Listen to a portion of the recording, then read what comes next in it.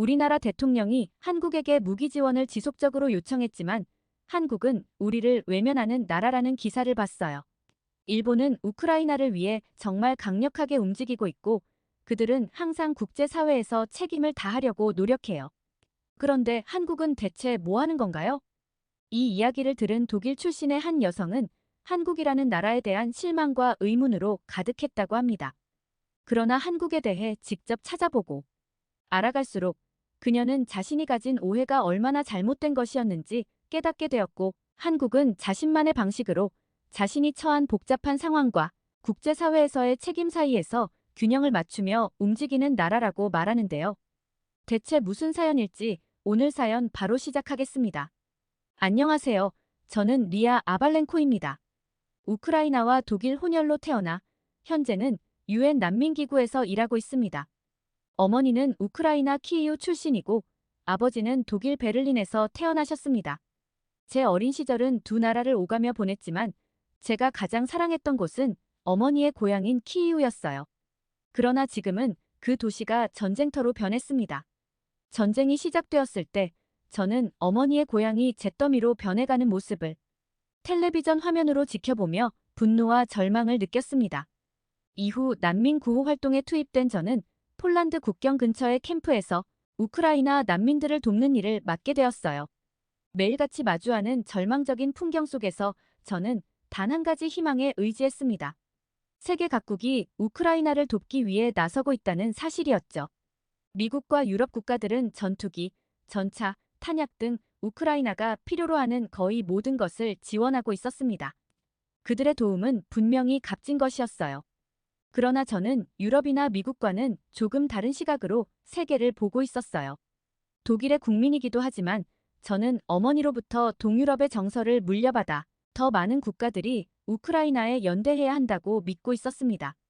특히 제가 어릴 적부터 흥미를 가졌던 아시아 국가들이 더 적극적으로 참여해야 한다고 생각했어요.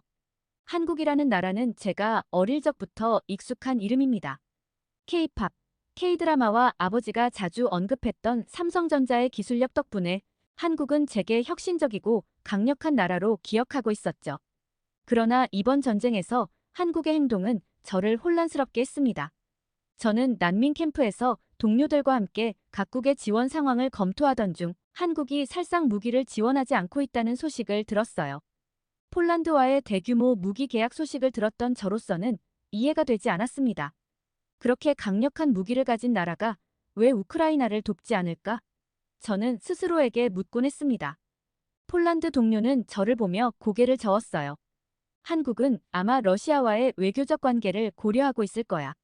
그들은 북한이라는 문제도 안고 있으니까. 그의 말은 이치에 맞는 것 같았지만 제게는 충분하지 않았습니다. 한국은 경제 대국이고 과거 한국 전쟁에서 외국의 도움으로 재건된 나라 아닙니까? 이제는 자신이 받은 도움을 돌려줄 때가 아닌가요? 난민들 사이에서도 이런 이야기가 흘러나왔습니다. 한 우크라이나 출신 소년이 이렇게 말했어요. 한국도 우릴 돕고 있나요? 일본은 많이 도와준다던데요. 저는 대답을 할 수 없었습니다. 제가 아는 한 한국은 일본만큼의 지원을 하지 않는 것처럼 보였으니까요. 저는 종종 이 전쟁이 시작된 이후 다른 국가들에 대해 가지고 있던 시각이 얼마나 많이 변했는지 생각하곤 합니다. 전쟁은 단순히 총과 대포로만 치러지지 않습니다. 각국의 대응과 지원 방식은 그 나라의 가치와 철학을 보여주는 거울과 같습니다. 그러나 그 거울이 항상 투명하고 명확한 것은 아니었어요. 특히 한국이라는 나라를 바라보는 제 시선은 흐릿하고 왜곡된 거울 속 모습 같았습니다. 어느 날 난민 캠프에서 동료들과 함께 휴식 시간을 보내고 있을 때였어요. 저와 비슷한 나이대의 동료인 야쿠브가 대화를 시작했습니다. 그는 방금 뉴스를 읽고 있었다며 일본이 우크라이나에 상당한 규모의 재정 지원을 약속했다는 소식을 전했습니다. 일본은 정말 강력하게 움직이고 있지. 그들은 항상 국제사회에서 책임을 다하려고 노력해. 그런데 말이야, 한국은 대체 뭐 하는 거야? 야쿠브의 질문은 제 생각을 더 깊게 만들었어요. 맞아. 한국은 아시아에서 일본과 비슷한 위치인데 왜 이렇게 조용하지? 저는 그의 말에 고개를 끄덕였습니다. 그날 밤 저는 인터넷을 검색하며 한국에 대한 자료를 찾아보기 시작했어요. 한국 우크라이나 지원, 한국 살상 무기 지원 거부 같은 검색어를 입력할 때마다 한국이 전쟁 중인 국가에 무기를 제공하지 않는다는 기사가 줄줄이 나왔습니다.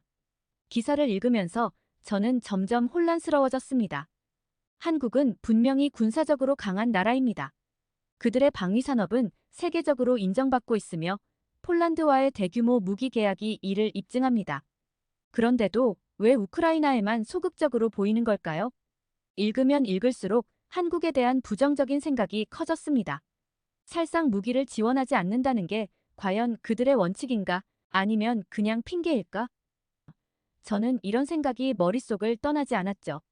그리고 저는 어쩌면 한국이 단순히 책임을 피하려고 하는 게 아닐까 하는 의심까지 하게 되었습니다.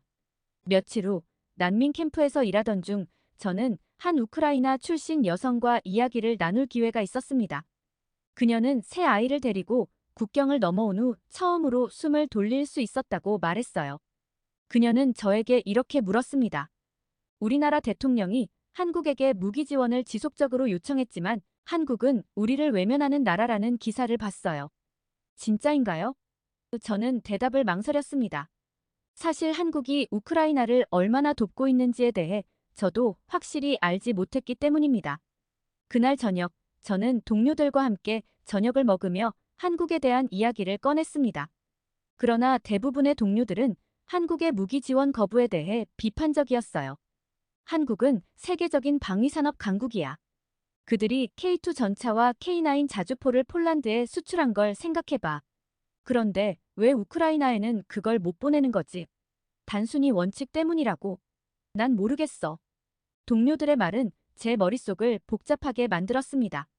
그날 밤, 저는 침대에 누워 한국이라는 나라에 대해 다시 생각하기 시작했습니다. 그들은 왜 살상 무기 지원을 거부하고 대신 비살상 지원과 인도적 지원에 집중하는 걸까? 단순히 국제사회에서의 비판을 피하려는 전략일까? 저는 한국이 과거 전쟁을 겪은 나라라는 점을 떠올렸습니다. 한국 전쟁은 외국의 도움 없이는 생존하기 어려웠던 끔찍한 역사였죠.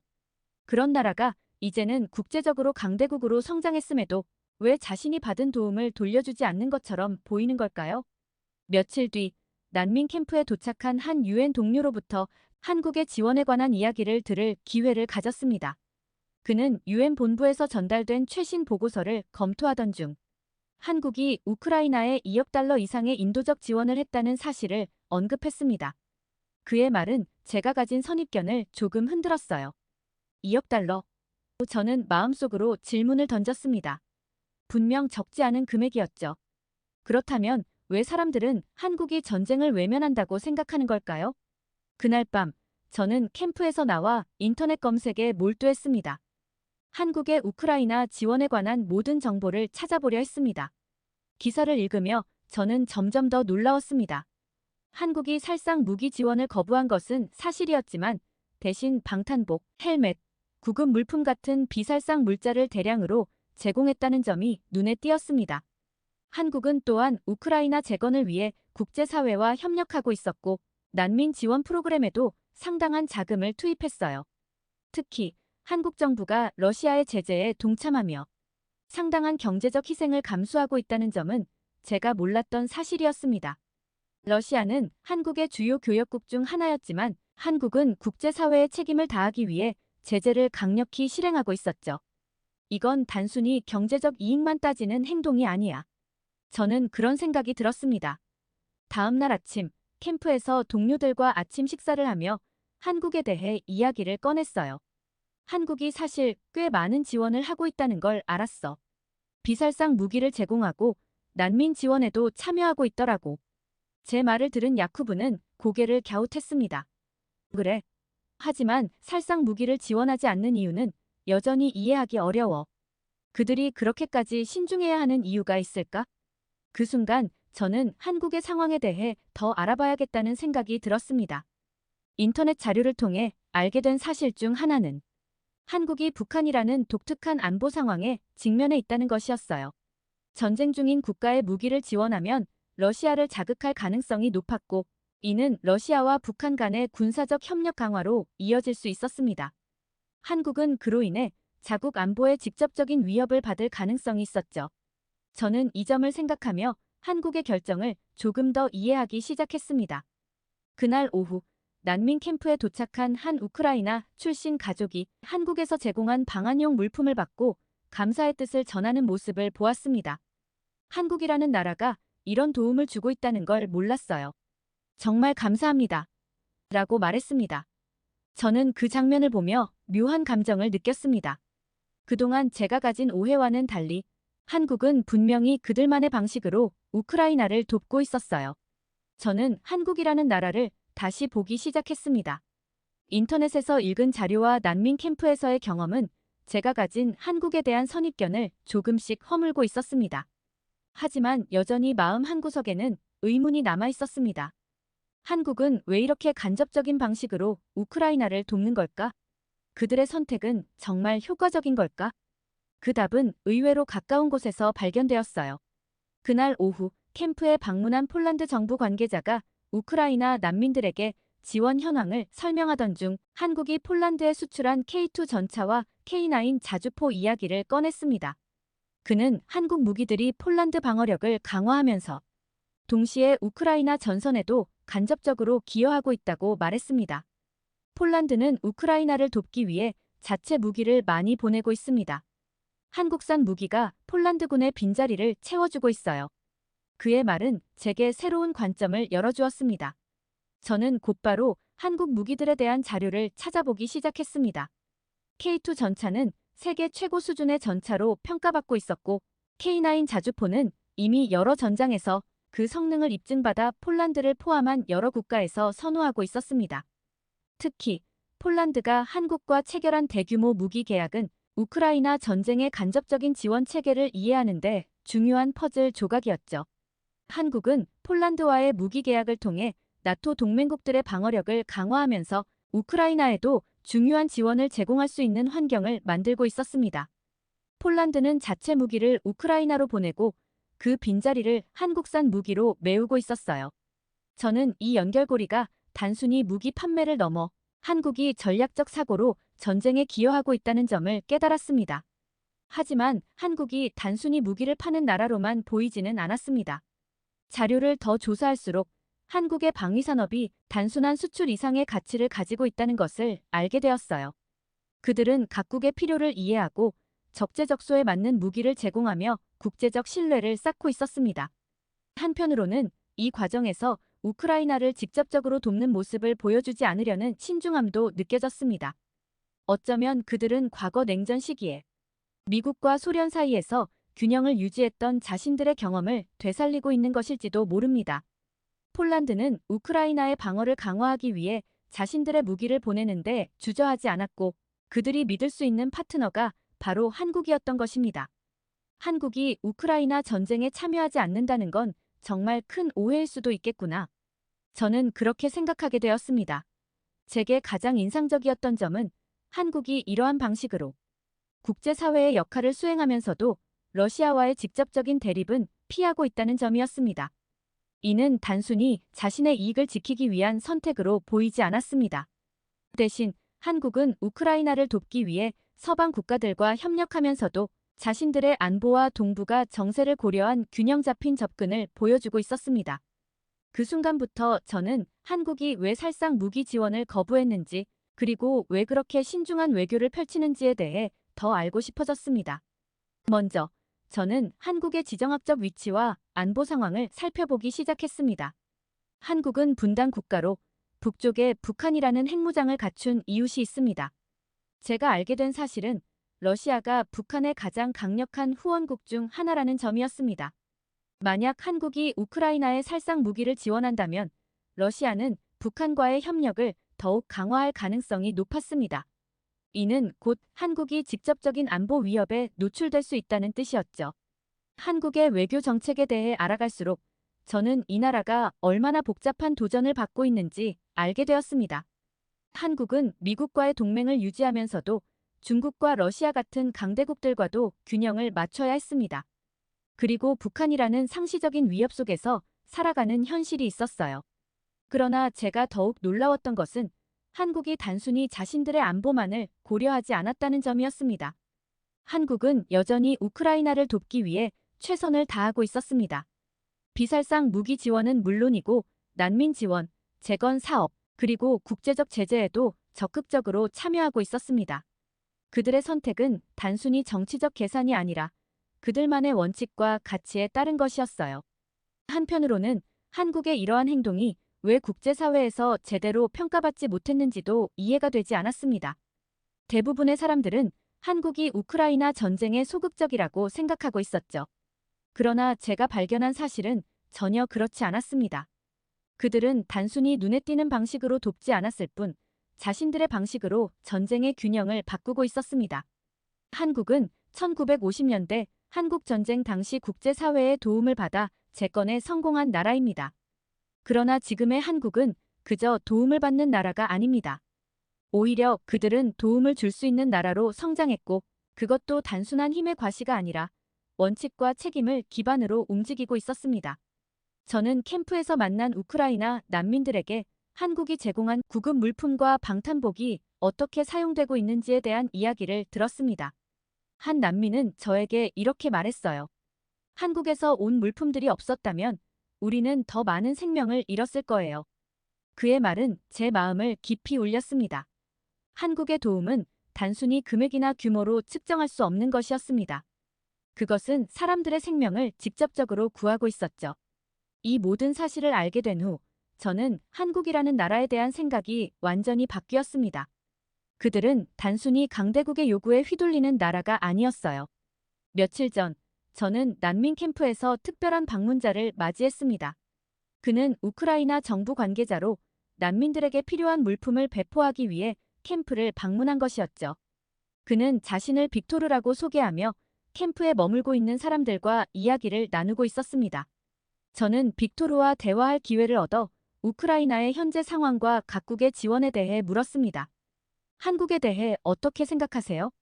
저는 그에게 조심스럽게 물었습니다. 제 질문에 빅토르는 잠시 생각하다가 이렇게 말했습니다. 솔직히 처음에는 우리도 한국에 실망했었죠. 살상 무기를 지원하지 않겠다고 했을 때 한국이 우리를 외면하는 것 같았습니다. 하지만 지금은 생각이 완전히 바뀌었어요. 그의 말은 놀라웠습니다. 저는 그가 이어서 한 말을 집중해서 들었습니다. 한국이 제공한 비살상 물자는 우리가 전쟁 초기 가장 필요로 했던 것들이었어요. 방탄복과 헬멧, 의료 물품들은 수많은 군인과 민간인의 생명을 구했습니다. 그리고 그들의 지원은 단지 물자로 끝나지 않았습니다. 재건 사업에 대한 그들의 관심은 우리에게 큰 희망을 줍니다. 빅토르의 이야기를 들으며 저는 한국의 지원이 실제로 얼마나 중요한 역할을 했는지 깨닫기 시작했습니다. 그동안 많은 사람들은 살상 무기 지원에만 초점을 맞춰 한국의 도움을 평가절하 했지만 그들이 선택한 비살상 지원 방식은 전쟁의 이면에서 중요한 영향을 미치고 있었습니다.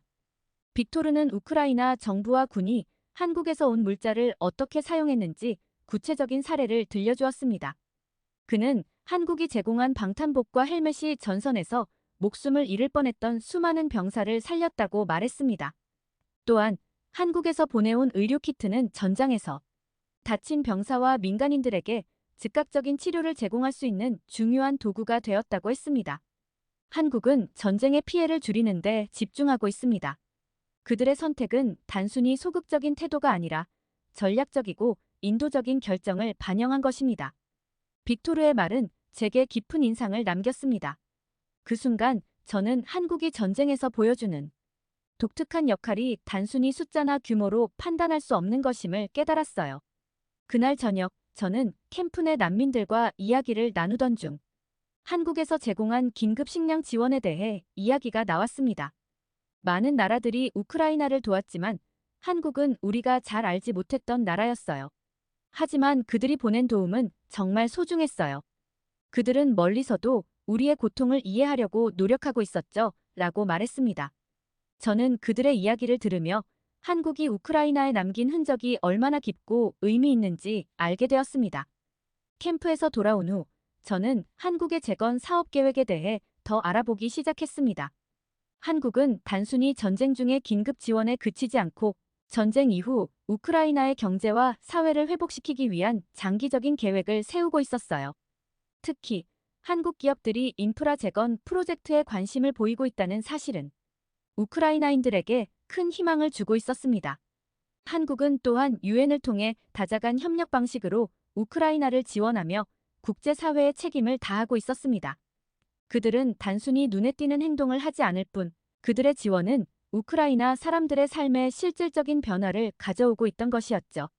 이 모든 것을 알게 된 저는 한국에 대한 감정이 단순한 호감에서 깊은 존경으로 바뀌고 있음을 느꼈습니다. 그날 밤, 저는 빅토르의 마지막 말을 떠올렸습니다.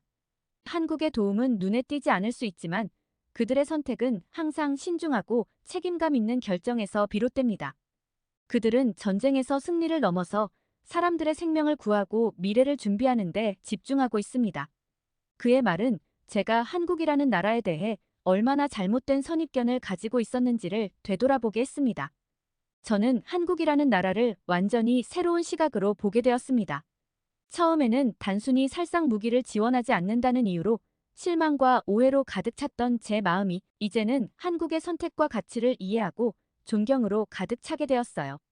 한국은 자신만의 방식으로 자신이 처한 상황과 국제사회의 책임 사이에서 균형을 맞추며 움직이고 있었습니다. 그들은 단순히 눈에 보이는 방식으로 돕는 것을 넘어 사람들에게 희망과 생명을 주고 있었어요. 그들의 행동은 조용했지만 그 울림은 깊고 강했습니다. 진정한 강대국이란 단순히 힘이 세거나 목소리가 큰 나라가 아닙니다. 그것은 자신이 믿는 원칙을 지키며 세계의 아픔을 이해하고 그 안에서 실질적인 변화를 만들어낼 수 있는 나라입니다. 한국은 그런 나라였습니다. 이제 저는 한국이 단순히 우크라이나를 돕는 데 그치지 않고 더 나아가 세계의 더 많은 이들을 위해 기여할 것이라는 확신을 갖게 되었습니다. 그들의 원칙과 책임감은 제가 앞으로도 기억하고 다른 이들에게도 전하고 싶은 이야기입니다. 두 번째 사연 시작합니다. 여기 은퇴 후 한국으로 의료 관광 서비스를 이용하러 온 미국인이 있습니다. 그는 한국에서 치료를 받은 후 한국은 생명을 구해준 나라일 뿐만 아니라 잊고 있던 인간적인 가치를 되찾게 해준 나라입니다. 라고 이야기하는데요. 그리고는 한국이라는 특별한 나라에 정착을 하게 되었다고 합니다. 대체 한국에서 어떤 경험을 했길래 평생 미국에서 살았던 미국인이 한국에 정착까지 하게 되었는지 오늘 사연 바로 시작하겠습니다. 안녕하세요. 저는 에머슨입니다. 한때는 미국의 중견기업에서 매니저로 일하며 바쁘고 정신없는 삶을 살았습니다. 은퇴 후에는 평생의 저축으로 마련한 플로리다의 작은 주택에서 여유로운 노후를 보낼 계획이었죠. 하지만 그 꿈은 너무 빨리 깨졌습니다. 은퇴 후 얼마 지나지 않아 체중이 급격히 줄고 속쓰림이 점점 심해지면서 불안감을 느꼈습니다. 처음엔 단순한 스트레스나 노화로 인한 문제라고 생각했지만 점점 증상이 악화되었습니다. 결국 병원을 찾았고 위암이라는 충격적인 진단을 받았습니다. 의사가 차분하게 설명하는 동안 제 머릿속은 하얘졌습니다. 암이라니요?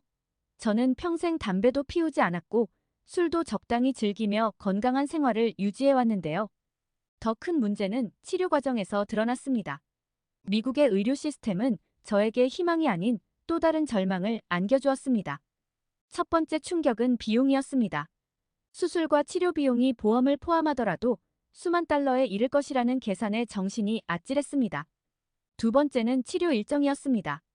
정밀 검사를 받기 위해 4주, 수술을 기다리기 위해 6개월. 암이라는 시한폭탄을 안고 살아가야 한다는 사실이 너무나도 고통스러웠습니다. 이런 상황 속에서 저를 가장 괴롭게 한 것은 외로움이었습니다.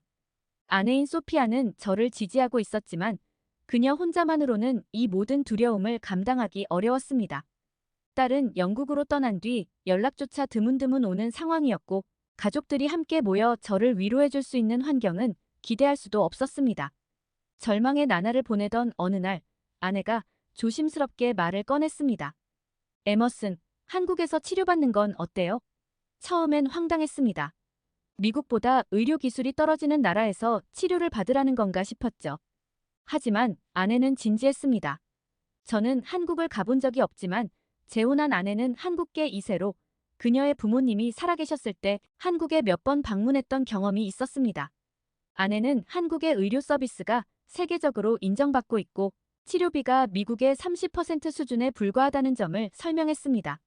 처음엔 반신반의했지만 인터넷에서 실제 사례를 찾아보고는 놀라지 않을 수 없었습니다. 신속하고 체계적인 의료 시스템, 그리고 미국과 비교할 수 없을 만큼 낮은 비용. 이 모든 것이 믿기지 않았습니다. 하지만 낯선 땅에서 치료받는다는 두려움도 컸습니다. 한국은 저에게 너무 멀게 느껴졌습니다. 언어도 문화도 모르는 나라에서 과연 잘 지낼 수 있을지 의문이었습니다. 그러나 아내는 이미 계획을 세우고 있었습니다. 그녀는 부모님의 고향에 대해 이야기하며 한국은 아시아에서 가장 발전된 국가 중 하나라고 강조했습니다. 인터넷으로 검색한 결과 한국의 의료 시스템은 세계적으로 인정받고 있다는 사실도 알게 되었습니다. 심지어 외국인을 위한 의료 관광 서비스도 활발히 이루어지고 있더군요. 결국 저는 선택의 기로에 섰습니다. 한쪽은 천문학적인 비용과 느린 절차 속에서 병이 악화될지도 모르는 미국. 다른 한쪽은 한 번도 가본 적 없지만 새로운 희망을 제시하는 한국. 고민 끝에 저는 아내의 제안을 받아들이기로 했습니다. 비행기 표를 예약한 날 밤, 저는 침대에 누워 혼란스러운 감정에 휩싸였습니다. 한국. 저는 그 나라에 대해 아는 것이 거의 없었습니다. 아내인 소피아는 부모님이 한국 출신이라 그런지 여러 번 방문해 본 적이 있었지만 저는 단순히 아시아의 한 나라 정도로만 알고 있었습니다. 김치와 케이팝, 그리고 몇몇 유명한 전자제품 브랜드 외에는 떠오르는 것도 없었습니다. 그런데 그런 나라에서 암 치료를 받으러 간다니 저 스스로도 놀라운 선택을 한 것 같았습니다. 소피아는 제 옆에서 태블릿으로 정보를 찾아보고 있었습니다. 그녀는 한국의 병원과 의료 시스템, 그리고 외국인 환자를 위한 서비스에 대해 자세히 설명해 주었습니다. 서울에 위치한 대형 병원들은 영어 지원이 가능하고 외국인 전용 상담센터까지 운영된다는 말을 들으니 조금은 안심이 되었습니다. 무엇보다 저를 진정 놀라게 한 건 진단부터 수술까지 걸리는 시간이 미국보다 훨씬 짧다는 점이었습니다. 여기 봐요, 에머슨. 소피아가 화면을 보여주며 말했습니다. 이 병원은 암 진단부터 치료까지 단 몇 주 안에 모든 절차를 마칠 수 있다고 해요. 그녀의 목소리엔 희망이 가득 담겨 있었습니다. 저는 그 말을 들으면서도 마음 한구석에서는 의심이 들었습니다. 과연 그렇게 신속하고 저렴한 시스템이 믿을 만한 품질을 제공할 수 있을까? 다음 날 아침, 소피아는 저를 위해 직접 프레젠테이션까지 준비했습니다. 그녀는 한국이 세계보건기구와 여러 국제기관에서 의료 수준이 높다고 평가받고 있다는 점, 그리고 외국인 의료 관광이 활성화된 나라라는 점을 설명했습니다. 한국은 단순히 비용이 저렴한 게 아니에요. 의료진의 전문성과 병원의 시설도 세계적 수준이에요. 당신을 믿고 맡겨도 돼요. 소피아는 그렇게 말하며 제 손을 꼭 잡았습니다. 그녀가 이런 열정을 보이는 데에는 개인적인 이유도 있었습니다. 소피아는 부모님과 함께 한국을 방문했을 때 한국의 병원에서 자신이 앓고 있던 기관지염 치료를 받았던 경험이 있었습니다. 그녀는 당시 한국 병원의 친절한 의료진과 빠른 치료에 깊은 인상을 받았다고 했습니다. 그때만 해도 이미 미국보다 의료 서비스가 효율적이라고 느꼈는데 지금은 훨씬 더 발전했대요. 그녀의 말에는 확신이 있었습니다. 저는 아내의 열정과 희망에 감동하면서도 여전히 불안감을 느꼈습니다. 만약 잘못되면 어떻게 하지? 라는 의문이 머릿속을 떠나지 않았습니다. 하지만 선택의 여지가 없다는 사실도 명확했습니다. 그녀는 이미 병원 예약을 마쳤고 저희가 머무를 숙소도 알아보았습니다. 한국에서는 외국인 환자를 위한 서비스가 잘 되어 있어서 치료와 관련된 모든 절차를 도와준다는 점도 알게 되었습니다. 심지어 공항에서부터 병원까지 전용 차량을 제공하는 프로그램도 있었습니다. 이런 세심한 배려는 저를 놀라게 했습니다. 미국에서는 상상하기 어려운 일이었습니다. 출발 전, 저는 제 상황을 몇몇 친구들에게 이야기했습니다. 그들의 반응은 대부분 비슷했습니다. 한국, 거기서 치료를 받겠다고? 괜찮겠어? 그들의 표정엔 의아함과 걱정이 섞여 있었습니다. 한국에 도착한 날, 인천공항의 규모와 효율성에 놀랐습니다. 깨끗하고 잘 정돈된 시설에 영어 표지판이 잘 갖춰져 있어. 처음 온 나라임에도 길을 찾는데 전혀 어려움이 없었습니다. 아내와 저는 공항에서 병원이 제공한 차량 서비스를 이용했습니다. 공항에서 병원까지 이어진 여정은 믿기 어려울 정도로 매끄러웠습니다. 병원에 도착하자마자 또 한 번 충격을 받았습니다. 병원의 건물은 현대적이고 웅장했으며 로비에는 외국인 전용 접수 데스크가 따로 마련되어 있었습니다. 직원들은 유창한 영어로 저희를 맞이하며 필요한 모든 서류와 절차를 안내해 주었습니다. 미국의 병원에서는 대부분 기계적이고 차가운 분위기를 경험했었는데 이곳에서는 환자를 진심으로 배려하는 태도가 느껴졌습니다. 첫날에는 여러 가지 검사가 예정되어 있었습니다. 놀라운 건 진단 과정이 지나치게 효율적이라는 점이었습니다. 미국에서는 각 검사를 받으려면 몇 주씩 대기해야 하는 경우가 많았지만 한국에서는 모든 검사가 하루 안에 진행되었습니다. MRI, CT, 내시경, 혈액 검사까지 체계적으로 짜인 일정표에 따라 한 번에 진행됐습니다. 심지어 각 검사실마다 담당 직원이 배치되어 있어 환자가 길을 잃거나 불편을 느낄 일이 없었습니다. 의사와의 상담 시간도 마찬가지였습니다. 미국에서는 의사 한 명을 만나기 위해 몇 주를 기다리고 겨우 몇 분간의 상담을 받는 경우가 허다했는데 이곳에서는 충분히 대화할 시간을 주었습니다. 담당 의사는 제 상태와 수술 계획을 상세히 설명해 주었고 질문에 하나하나 성심껏 답해 주었습니다. 전문 용어를 영어로 쉽게 풀어 설명해 주는 모습에 감동했습니다. 무엇보다 환자로서 제가 존중받고 있다는 느낌을 받았습니다. 다음 날 본격적인 치료가 시작되었습니다.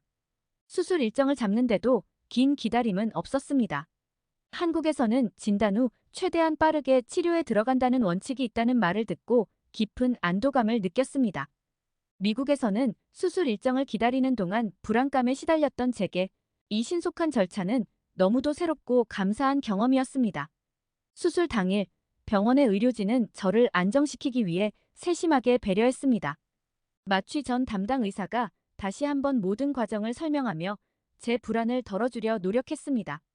수술실로 들어가는 순간에도 따뜻한 눈빛과 미소로 저를 맞아주는 간호사들의 모습은 제가 낯선 나라에 있다는 사실조차 잊게 만들었습니다. 수술은 성공적이었습니다. 회복실로 옮겨졌을 때 저는 이미 큰 고비를 넘겼다는 안도감에 눈물이 나올 뻔했습니다. 한국에서의 의료 경험은 저를 놀라게 했을 뿐만 아니라 생명에 대한 새로운 희망을 안겨주었습니다. 아내는 제 곁에서 손을 꼭 잡고 말했습니다. 봐요, 에머슨. 한국을 선택하길 정말 잘했죠? 수술 후 회복 과정에서도 놀라움은 계속되었습니다. 병원 식사는 단순한 병원 음식이 아니라 영양사와 의사가 직접 설계한 맞춤형 식단이었습니다. 모든 것이 환자를 중심으로 설계되어 있었고 의료진은 정기적으로 병실을 찾아와 제 상태를 점검했습니다. 특히 간호사들의 세심한 배려는 저를 감동시켰습니다. 병실의 버튼 하나만 누르면 언제든 달려와 필요한 도움을 주었고 언어가 통하지 않는 상황에서도 최선을 다해 제 요구를 이해하려 노력했습니다. 그리고 비용. 이것은 말로 다 표현할 수 없을 정도로 놀라운 부분이었습니다. 수술과 입원, 그리고 회복 치료까지 포함된 전체 비용이 미국의 병원비의 3분의 1도 되지 않았습니다. 저는 처음에는 계산서를 보고 이 금액이 맞는지 몇 번이고 확인했습니다. 미국에서는 병원비 때문에 가게가 흔들릴 걱정을 해야 했지만 한국에서는 그럴 필요가 없었습니다. 수술 후 며칠 동안 병실에 누워 창밖을 바라보며 생각했습니다. 한국은 도대체 어떻게 이런 시스템을 만들었을까? 미국과 비교하면 너무도 신속하고 너무도 체계적이고 너무도 인간적이었습니다. 저는 그동안 최고라고 믿어왔던 미국의 시스템이 실제로는 얼마나 비효율적인지 깨닫게 되었습니다. 그 반면에 한국의 의료 시스템은 단순한 치료를 넘어 인간 존중에 기반한 시스템이라는 것을 느꼈습니다. 병원에서 퇴원한 뒤에도 정기적인 외래 진료와 회복 치료를 받기 위해 병원을 방문해야 했습니다. 미국이었다면 이런 과정이 번거롭고 불편했겠지만 한국에서는 전혀 그렇지 않았습니다. 병원에서 퇴원하며 아내와 함께 택시를 타고 숙소로 이동하던 중 간호사가 지하철이나 버스를 이용하셔도 편리할 거예요 라고 추천했습니다. 저는 처음엔 의아했습니다. 대중교통을 이용하는 게 택시만큼 편리하다니 정말 가능할까? 하지만 다음 외래 진료일에 지하철을 타보니 그 말이 전혀 과장이 아니었음을 깨달았습니다. 한국의 지하철은 한눈에 이해할 수 있는 노선도와 영어 안내 방송까지 갖추고 있었습니다. 플랫폼에는 에스컬레이터와 엘리베이터가 잘 배치되어 있어 이동이 어려운 저 같은 사람도 편리하게 이용할 수 있었습니다. 무엇보다 깨끗함과 정시 운행이라는 점이 감탄스러웠습니다. 미국의 지하철과는 전혀 다른 세계였습니다. 병원 방문을 마치고 나면 남은 시간 동안 저는 아내와 함께 서울 곳곳을 탐험하기 시작했습니다. 병원 근처의 작은 카페에서 차 한 잔을 마시는 것만으로도 충분히 즐거웠습니다. 한국의 카페들은 각기 다른 테마와 분위기를 자랑하며 손님들을 맞이하는 직원들의 친절함이 인상적이었습니다. 가장 인상 깊었던 것은 환경 자체가 회복과 편안함을 지원하는 구조처럼 느껴졌습니다. 숙소 근처에는 작은 공원이 있었는데 매일 아침 산책을 나가면 느긋하게 걷는 사람들, 벤치에 앉아 책을 읽는 노인들, 아이들과 뛰노는 부모들의 모습이 보였습니다. 그 장면은 미국의 분주하고 개별화된 삶과는 크게 달랐습니다. 여긴 분명히 사람들이 서로 연결되어 있었습니다. 저는 한국에서의 경험이 단순히 물리적인 회복을 넘어 정신적인 치유로 이어지고 있음을 느꼈습니다. 병원에서 시작된 배려와 효율성은 한국 사회 전반에 걸쳐 있었습니다. 처음에는 낯설었던 이 나라가 시간이 지나면서 저에게 삶의 질을 다시 한번 생각하게 만들었습니다. 하루는 아내에게 이렇게 말했습니다. 소피야, 여기서 계속 살고 싶다는 생각이 들어. 그녀는 놀라지도 않고 차분히 대답했습니다. 사실 나도 그 생각을 하고 있어요. 이곳은 우리에게 꼭 필요한 안정감을 주는 곳인 것 같아요. 그녀의 말에 저는 고개를 끄덕였습니다. 퇴원 후 몇 주가 지나면서 몸 상태는 점점 좋아졌고 저는 아내와 함께 숙소를 떠나 병원 근처의 장기 체류 아파트로 이사했습니다. 한동안 더 한국에 머물며 정기 진료와 재활 치료를 받기로 결정했기 때문입니다. 이곳은 호텔처럼 모든 것이 갖춰져 있었지만 마치 집처럼 아늑한 느낌을 주었습니다. 무엇보다 주변의 인프라가 완벽하게 갖춰져 있어서 생활이 너무도 편리했습니다. 대형마트, 공원, 병원, 카페가 모두 걸어서 몇 분 거리 안에 있었습니다.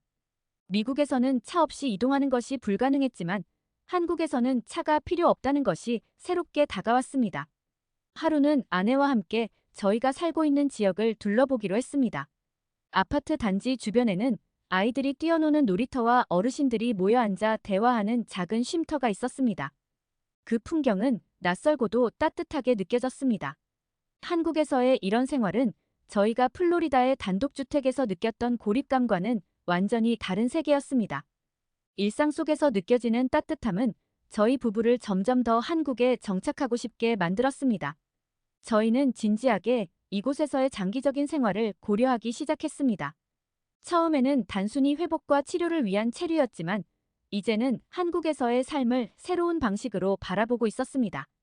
아내는 이미 주변의 부동산 정보를 수집하기 시작했고 저는 한국에서의 체류 비자와 관련된 정보를 찾아보기 시작했습니다. 한국이 외국인을 위한 의료 관광뿐만 아니라 장기 체류를 원하는 사람들을 위해 다양한 제도를 마련해 놓았다는 점도 알게 되었습니다. 어느 날 저는 아내와 함께 서울 외곽의 한 전원주택 단지를 방문했습니다. 도시의 편리함과 자연의 고요함이 공존하는 이곳은 저희가 꿈꾸던 완벽한 은퇴 생활을 실현할 수 있는 장소처럼 느껴졌습니다. 이곳에서 작은 정원을 가꾸고 느긋하게 아침을 즐기며 살아가는 모습이 그려졌습니다. 결정을 내리는데 오래 걸리지 않았습니다. 미국은 여전히 제 고향이었지만 저를 기다리고 있는 것은 천문학적인 의료비와 가족으로부터 멀어진 고립감뿐이었습니다. 반면 한국은 저희 부부에게 새로운 기회를 제시하고 있었습니다. 의료 시스템은 물론이고 효율적인 인프라와 따뜻한 공동체 문화까지 모든 것이 이상적으로 느껴졌습니다. 아내와 저는 한국에서의 정착을 위해 필요한 절차를 하나씩 밟아나갔습니다. 은퇴 후에도 한국에서 안정적으로 생활할 수 있는 재정 계획을 세우고 체류 비자를 연장하는 방법을 알아보았습니다. 아내가 한국계라는 점이 저희에게 큰 장점으로 작용했습니다. 그녀는 재외동포 비자를 통해 비교적 간단한 절차로 장기 체류를 신청할 수 있었고 덕분에 저도 가족 비자를 통해 체류를 연장할 수 있었습니다. 저는 한국어를 배우기 시작했고 아내는 한국 음식을 더 잘 요리하기 위해 요리 학원에 등록했습니다. 동네 시장에 가서 한국의 신선한 재료들을 사들이며 새로운 문화에 적응해가는 과정은 마치 새로운 세계를 탐험하는 것 같았습니다. 가끔 미국에 있는 친구들이나 딸과 통화할 때면 저희의 결정을 이야기하곤 했습니다. 한국에서 계속 살기로 했다고. 왜? 친구들은 놀라워했지만 딸은 생각보다 이해해주는 모습이었습니다.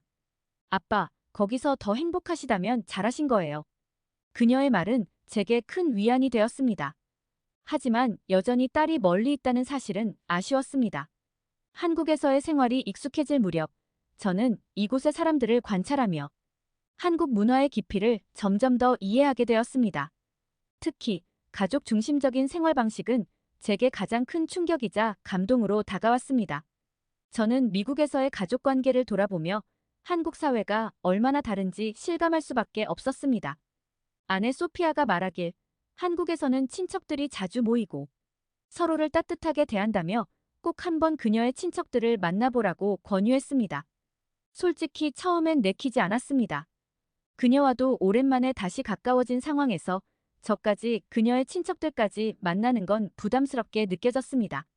그들을 만난 적도 없었고 아내도 부모님이 돌아가신 뒤로 오랫동안 연락하지 않았던 사촌들이라 했으니까요. 며칠 고민 후 그녀의 제안대로 어느 주말에 친척들과의 만남에 나섰습니다.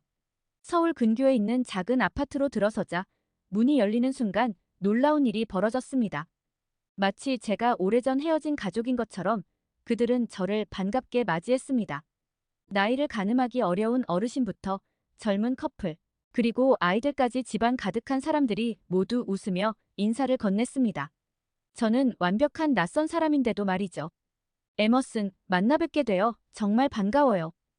아내의 사촌이라는 한 여성이 활짝 웃으며 제 손을 잡았습니다. 그리고 다른 사람들이 차례로 저에게 따뜻한 말을 건네기 시작했습니다. 멀리서 오셨다면서요? 건강은 괜찮으세요? 한국 음식 입맛에 맞으세요? 그들은 제가 처음 본 사람인데도 마치 어제 만난 친척처럼 저를 대했습니다. 거실 중앙에는 커다란 상이 놓여 있었고 상 위에는 음식이 가득했습니다. 정성스럽게 준비된 모습이 한눈에 봐도 특별하게 느껴졌습니다. 제가 미국에서 상상했던 친척 간의 만남은 간단한 바비큐나 피자 파티 같은 거였지만 이곳의 풍경은 너무나도 달랐습니다. 상다리가 휘어질 정도로 음식을 차리고 모두가 함께 앉아 식사를 나누는 모습은 따뜻함 그 자체였습니다. 제가 상에 앉자 누군가가 조심스럽게 물을 따라주고 또 다른 사람이 음식을 제 앞에 놓아주었습니다. 그들의 행동에는 자연스러운 배려와 존경이 담겨 있었습니다. 특히 어르신들이 음식을 드시기 전에 젊은 세대가 먼저 챙겨드리는 모습은 정말 신선하게 다가왔습니다. 미국에서는 상상하기 힘든 장면이었습니다. 가족이지만 서로를 섬기듯 대하는 모습이 제게는 낯설면서도 감동적이었습니다. 식사를 하면서 아내의 사촌 한 명이 저를 유심히 바라보다 이렇게 말했습니다. 삼촌, 건강이 좋아 보이세요. 한국 음식이 잘 맞는 것 같아요. 여기서 천천히 잘 회복하시길 바랄게요. 그 말 한마디에 저는 목이 메었습니다. 만난 지 고작 몇 시간밖에 되지 않은 사람에게서 이런 진심 어린 말을 들을 줄은 몰랐습니다. 그들은 제가 어떤 사람이든 상관없이 단지 가족이라는 이유로 이렇게 따뜻하게 대해주는 것 같았습니다.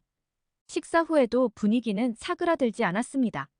어른들은 커피를 마시며 담소를 나누었고 젊은이들은 아이들과 놀아주며 웃음꽃을 피웠습니다. 모두가 서로에게 집중하며 소통하는 모습은 제게 충격에 가까웠습니다. 아내의 사촌 중 한 명이 제가 멍하니 앉아있는 것을 보고 다가와 웃으며 말했습니다. 삼촌, 처음엔 낯설겠지만 곧 익숙해질 거예요. 그의 말에 저는 작은 미소로 답했지만 속으로는 어찌해야 할지 몰랐습니다. 미국에서는 가족 간의 관계조차도 이렇게 가까운 느낌이 아니었으니까요. 이날의 만남은 제게 큰 깨달음을 주었습니다. 한국에서는 가족이라는 것이 단순히 혈연 이상의 의미를 가진다는 점이었습니다. 비록 서로 오랫동안 보지 못했더라도 그들은 여전히 서로를 챙기고 배려하며 마치 어제 만난 것처럼 편안하게 대화했습니다. 저는 미국에서 딸과의 거리가 멀어질 수밖에 없었던 과거를 떠올렸습니다. 딸이 성인이 되고 영국으로 떠난 후 연락조차 드물어진 상황이 한국의 이런 가족 중심적인 문화와 너무 대조적으로 느껴졌습니다. 한국에서의 이런 경험은 단순히 새로운 문화를 체험하는 것을 넘어 제 마음속 깊은 곳을 건드렸습니다. 가족이란 무엇인지, 그리고 왜 그것이 중요한지를 다시 생각하게 되었습니다. 한국의 가족 중심적인 문화는 저를 감동시켰을 뿐만 아니라 제 삶의 방향을 돌아보게 하는 계기가 되었습니다. 저는 이 따뜻한 문화 속에서 딸과의 관계를 어떻게 더 가까이 만들 수 있을지 고민하기 시작했습니다. 한국에서 느낀 이 따뜻함을 그녀와도 나누고 싶었습니다. 한국에서의 생활이 계속될수록 저는 이곳의 전통적 가치가 단순히 오래된 관습이 아니라 현대 사회에서도 중요한 역할을 하고 있다는 것을 깨달았습니다. 특히 한국의 가족적 유대감과 부모 존중 문화는 제게 깊은 인상을 남겼습니다. 하루는 아내와 함께 근처 공원을 산책하던 중 한 가족이 돗자리를 깔고 피크닉을 즐기는 모습을 보게 되었습니다. 아이들은 부모 곁에서 신나게 뛰어놀고 있었고 조부모는 옆에서 따뜻한 미소로 그 모습을 지켜보고 있었습니다. 가장 인상 깊었던 것은 그 가족의 태도였습니다. 아이들은 부모님을 엄마 아빠라고 부르며 자연스럽게 존중했고 부모는 조부모에게 음식을 챙겨드리며 먼저 드시라고 권했습니다.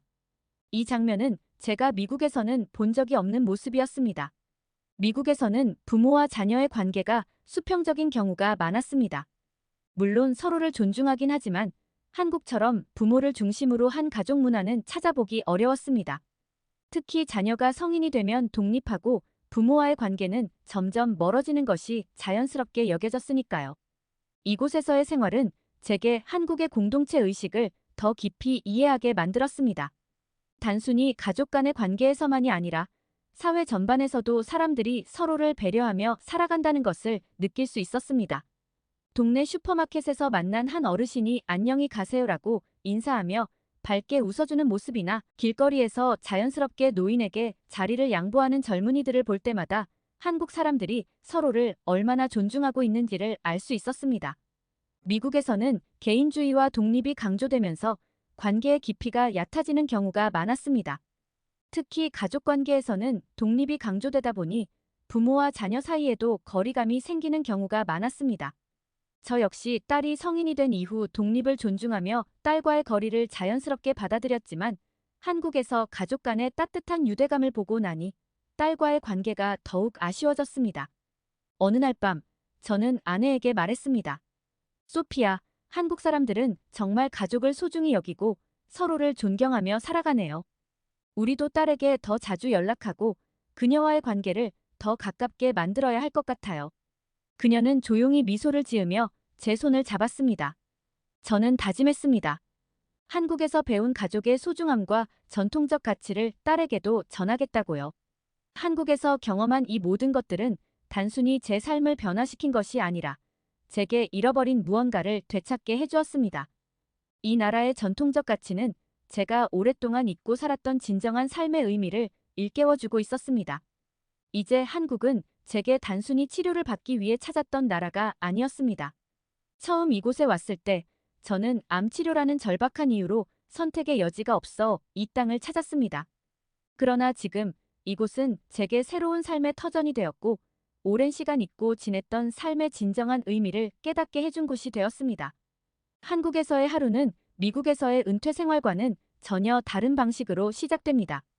아침마다 아내와 함께 동네 공원으로 산책을 나가는 것이 일상이 되었습니다. 공원에서는 늘 같은 사람들을 마주칩니다. 할머니, 할아버지들은 작은 의자에 앉아 담소를 나누고 젊은 엄마들은 아이들을 데리고 운동 삼아 걸음을 옮깁니다. 때로는 이름조차 모르는 이들이 제게 반갑게 인사를 건네기도 합니다. 아침 산책을 마치면 근처 시장에 들러 신선한 채소와 과일을 사는 것이 또 하나의 즐거움이 되었습니다. 한국의 전통시장은 단순히 물건을 사고 파는 곳이 아니라 사람들의 삶과 이야기가 오가는 곳이라는 것을 이제야 이해했습니다. 상인들은 저를 삼촌이라고 부르며 반갑게 맞아줍니다. 요즘 건강은 좀 어떠세요? 여기 이 과일은 몸에 좋으니까 꼭 드셔보세요. 그들의 작은 배려와 정이 제 일상에 따뜻함을 더해주었습니다. 한국에서의 생활은 물리적으로나 정신적으로나 저를 완전히 회복시켜 주었습니다. 이곳에서 받은 위암 치료는 제 생명을 구했을 뿐만 아니라 삶에 대한 새로운 관점도 열어주었습니다. 의료진들은 단순히 치료를 넘어 제 상태를 진심으로 걱정하며 끊임없이 소통했고, 그들의 헌신 덕분에 저는 완전히 새롭게 태어난 기분이었습니다. 이제 아내와 저는 한국에서 완전히 정착하며 은퇴 후의 삶을 즐기고 있습니다. 얼마 전에는 서울 외곽의 작은 전원마을에 아늑한 집을 구했습니다. 넓은 창으로 햇살이 들어오는 작은 집에서 아내와 함께 아침을 먹고 정원에서 꽃과 채소를 가꾸는 일은 저희가 꿈꿔왔던 완벽한 은퇴 생활 그 자체였습니다.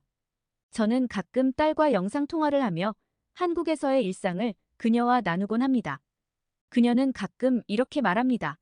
아빠, 한국에서 행복해 보이셔서 저도 좋아요. 언젠가 직접 가서 그곳을 경험해 보고 싶어요. 딸과 자주 얼굴을 보지 못하는 아쉬움은 여전히 남아있지만 한국에서 배운 가족의 가치를 그녀에게 조금씩 전해주는 것이 저희 부부의 작은 목표가 되었습니다. 한국의 발전된 사회 시스템도 저희가 이곳에 정착하는데 큰 도움을 주었습니다. 병원뿐만 아니라 대중교통, 편의점, 공공시설 등 모든 것이 효율적이고 체계적으로 운영되고 있었습니다. 특히 한국에서는 나이가 들어도 불편함 없이 생활할 수 있는 환경이 갖춰져 있었습니다. 미국에서는 차가 없으면 어디로도 이동할 수 없었지만 이곳에서는 버스 한 대, 지하철 한 번이면 어디든 갈 수 있었습니다. 이는 단순한 편리함을 넘어 저희 삶의 질을 완전히 바꿔놓았습니다.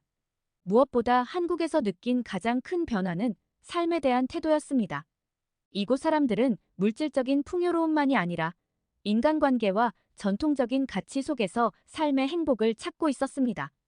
가족이 서로를 챙기고 존경하며 살아가는 모습, 낯선 사람에게도 따뜻하게 말을 건네는 태도, 그리고 자신들의 전통을 현대와 조화롭게 이어가는 지혜는 제게 큰 깨달음을 주었습니다.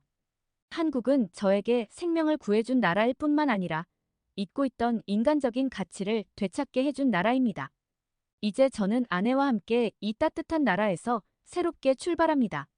그리고 마음속 깊이 감사드립니다. 한국이라는 이 특별한 나라가 저희에게 다시 살고 싶다는 의지를 선물해 주었다는 사실에 말이죠. 오늘 사연이 재미있으셨다면 구독과 좋아요, 알림 설정까지 부탁드립니다. 더 재미있는 사연으로 돌아오겠습니다. 이상 감동 탐험이었습니다.